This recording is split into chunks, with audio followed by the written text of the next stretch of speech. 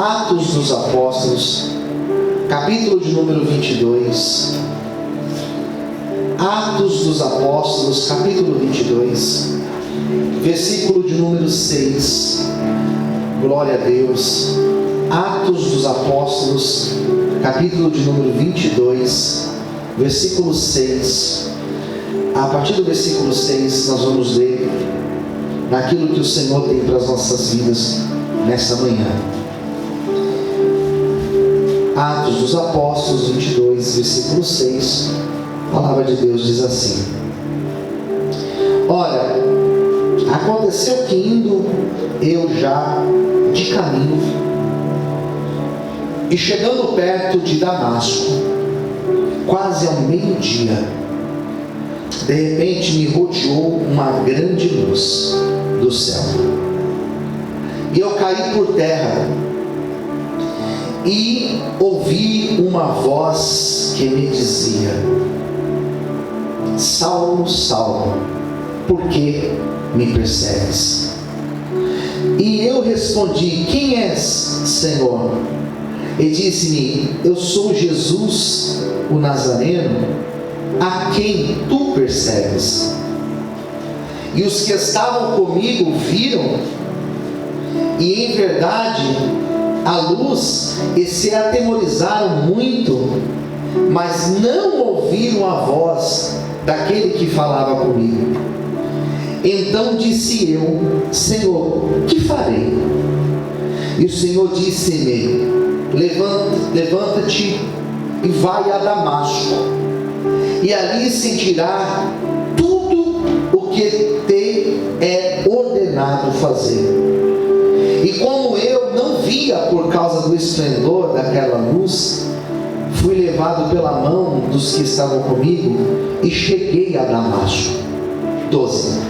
E um certo Ananias, varão piedoso, conforme a lei, que tinha bom testemunho de todos os judeus que ali moravam, e vindo ter comigo, apresentando-se, e disse-me: Saulo, irmão, recobra a vista.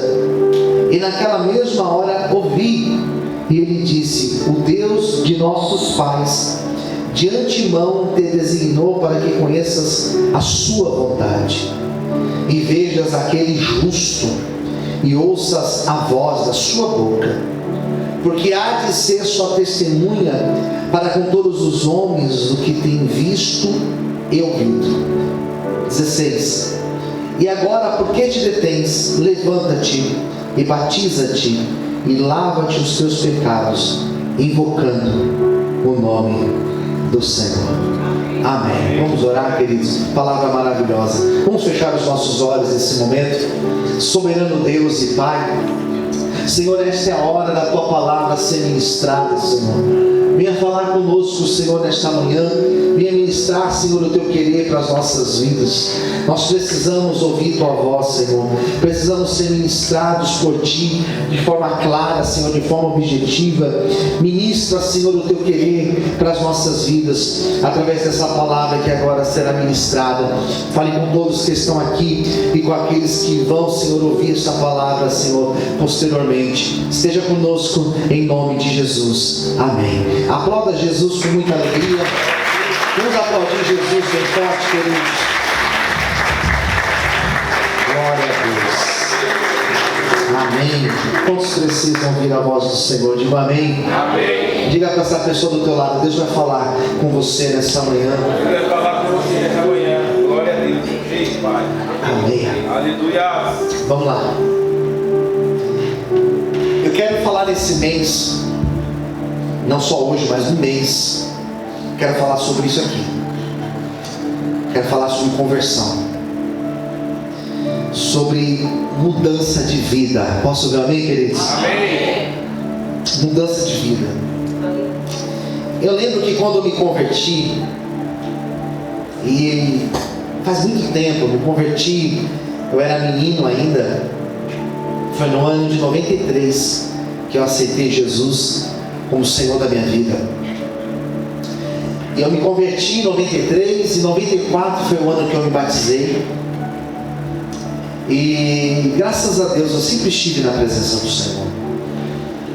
Me batizei então em 94, quando foi lá para os anos de 96, foi quando eu comecei a me envolver com a obra de Deus.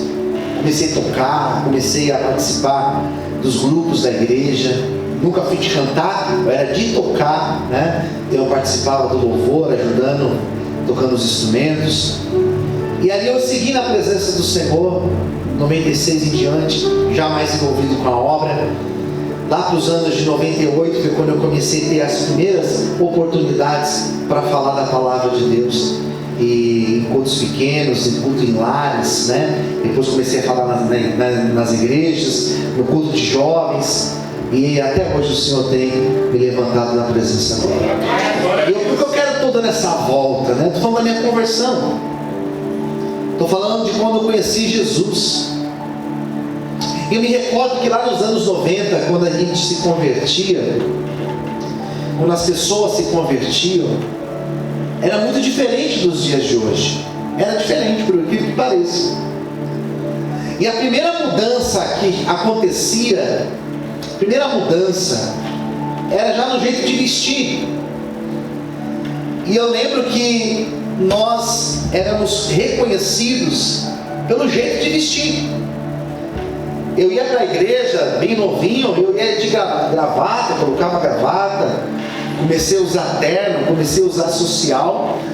E eu lembro que teve uma época na minha vida que eu praticamente só tinha roupa social no meu guarda-roupa. Uma época, foi uma fase da minha vida. E a gente deixava até de usar bermuda. Onde eu estava aqui na porta, ontem eu fiz uma internação, um jovem, nós encaminhamos para a casa de recuperação, a glória de Deus está lá cantando, né? Hoje tem mais um que está indo para lá também.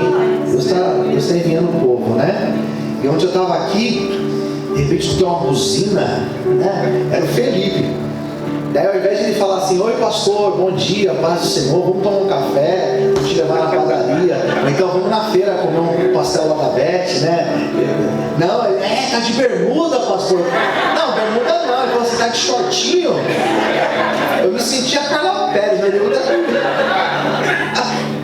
Mais antigos lembram da Carla Pérez. Shortinho, não era um shortinho, era uma bermuda, né? Me constrangeu, eu me senti. Eu já nem saio de bermuda, minha esposa sai, eu uso muito pouco bermuda. E ele me constrangeu. Olha só como eu sou, várias coisas. Mas há um tempo atrás, irmãos, na minha época de conversão, jamais você iria ver um crente usando bermuda aí, um pastor então, menos ainda. Então quando a gente falava de conversão, era muito esse lance da estética, né? Eu estou falando dos rapazes, dos meninos, quando se convertiam. E as moças então? As moças, a mudança é também bem radical. Porque no caso das mulheres, a maioria não usaria mais calça. Não usaria mais calça jeans, não usaria mais a calça, né? Iria usar saias. Então, na minha época, as jovens, quando elas se convertiam, a mudança era a saia. Elas começavam a usar saia. Deixavam de usar maquiagem, né? Algumas deixavam de usar brincos, essas coisas. Então a mudança era vista já na estética da pessoa. Quem entendeu, diga amém. Amém. Já olhava, já via ali um crente. E era assim mesmo. A mudança visual da pessoa era uma mudança que acontecia praticamente de forma simultânea. A pessoa vinha na igreja, se convertia e já mudava a roupa. E isso tinha esse aspecto positivo, dessa diferenciação, mas também tinha um aspecto muito complicado, porque afastava pessoas. A religiosidade afastava as pessoas. Então as pessoas que não eram assim, elas eram julgadas. Então se a pessoa era vista na rua de bermuda ou de calça, no caso das mulheres, elas eram julgadas por isso. Então isso era muito ruim. E muitas pessoas hoje não servem a Deus e não estão na igreja porque um dia alguém falou que estava mal vestido, não estava adequadamente, e a pessoa então nunca mais voltou, queridos. Foi embora e não voltou mais. Mas eu quero falar do aspecto bíblico. E nesse mês de março, o que nós vamos trabalhar é a conversão, e esse aspecto da conversão, o que de fato ela faz na vida de uma pessoa. Porque às vezes a pessoa está na igreja, ela está aqui há tempos já, há meses, ou talvez até anos, mas ela talvez ainda não pegou ainda o lance. O que é conversão de fato? Ah, que de fato eu sou convertido? Eu só frequento a igreja. Frequentar a igreja é uma coisa, irmão. Ser convertido é uma outra coisa. A pessoa ser batizada nas águas é uma coisa. Agora, ela ser convertida é outra coisa. Quem está entendendo? Diga amém. Amém. Tem gente que é batizada nas águas, mas não converteu ainda. Tem gente que está na igreja há muito tempo, mas não converteu ainda. Tem gente que é até obreiro, ou até pastor, e não converteu ainda. Pegou alguns aspectos, pegou algumas coisas, algumas falas, alguns jeitos, mas ainda não entendeu o que é conversão verdadeira.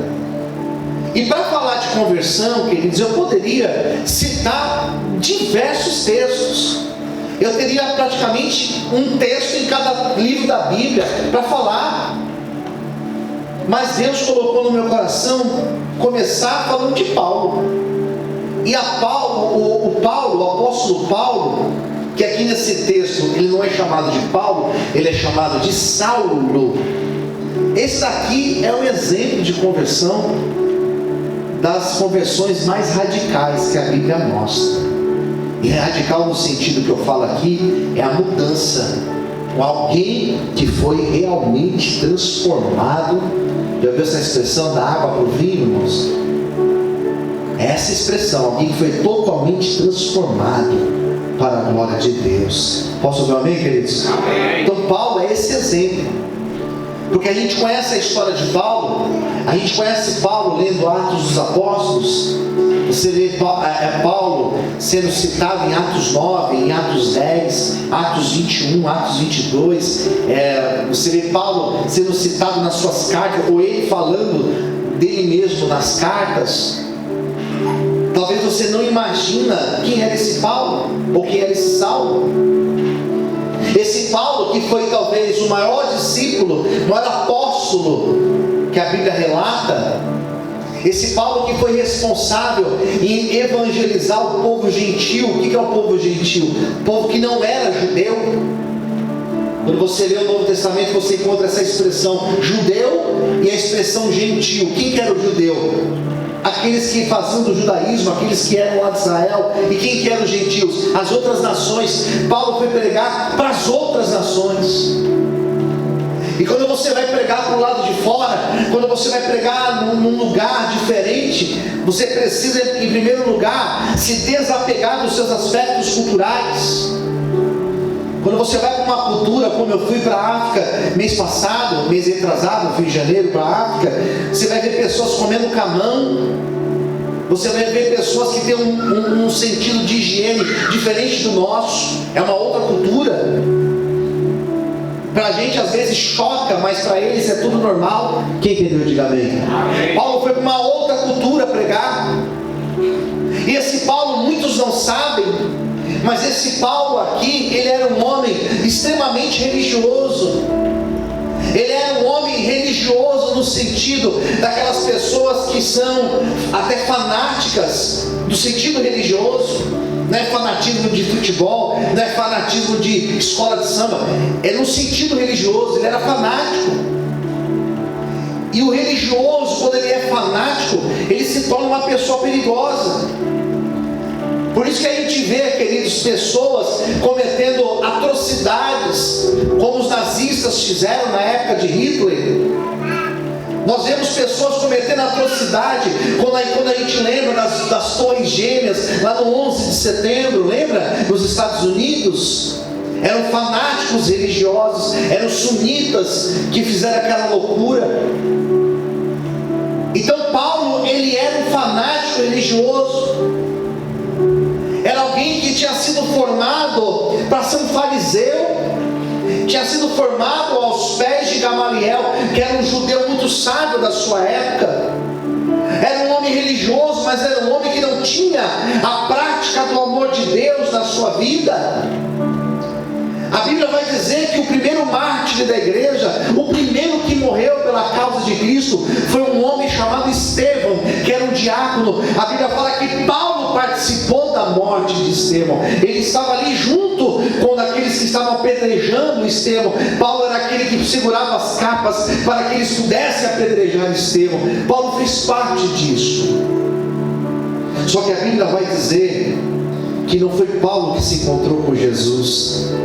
A Bíblia vai dizer que Jesus teve encontro com Paulo.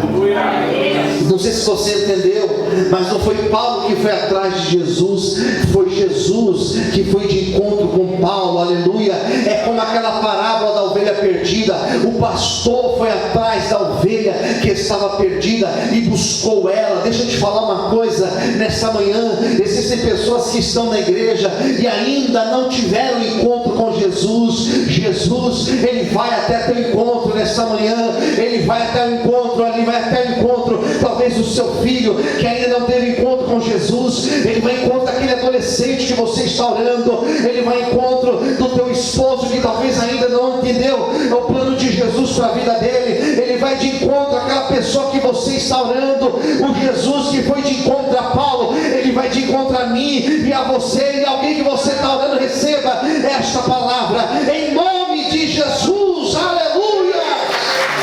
Glória a Deus! Aplauda Jesus! Então esse Jesus foi o encontro de Paulo. Paulo estava indo, diz a Bíblia, ele estava numa estrada.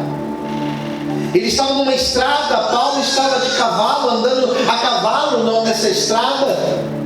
Ele estava indo para um lugar chamado Damasco. E diz a palavra do Senhor, queridos, que ele viu uma grande luz. Ele viu uma grande luz. E não só ele, mas aqueles que estavam com ele puderam ver aquela grande luz. E foi aí que ele ouviu uma voz.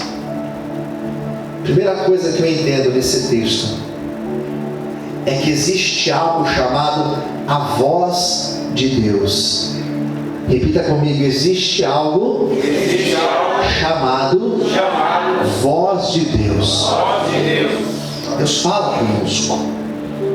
Deus fala com você. Não é só com o pastor que Deus fala. Não é só com o bispo, apóstolo, quem for. Deus fala com todos nós. Fala para o seu modular, Deus vai falar com você nessa manhã. E como que é a voz de Deus, pastor? A voz de Deus é a voz de Deus. Não tem como a gente explicar.